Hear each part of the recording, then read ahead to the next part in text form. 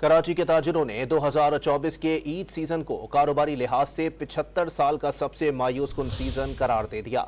Chairman all Karachi ताजिर इत्तेहाद अतीक मीर ने वाजे किया है कि ईद सीजन बुरी तरह फ्लॉप हो गया। ईद पर खरीदारी 40% तक महदूद रही। मार्केटों में तारीख की बदतरीन मंदी ने ताजिरों के होश उड़ा दिए।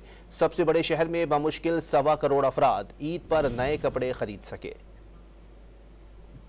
पाकिस्तान की तारीख का बदतरीन ईद सेल सीजन रहा। लोगों की क़ुव्वत खरीद बिल्कुल ख़त्म हो गई।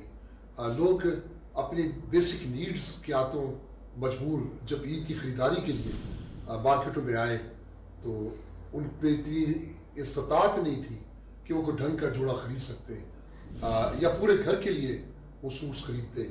Middle class, middle to lower, उनके लिए ये ईद बहुत ज़्यादा मुश्किलात लेकर आई। पूरे रमज़ान उनके लिए अशियाए खुर्दोनोश की ख़रीदारी भारी पड़ गई और जब ईद आई तो ईद के बच्चों के कपड़े, ख़वातीन के कपड़े जो कि तकरीबन यहीं तक ख़रीदारी महदूद रही,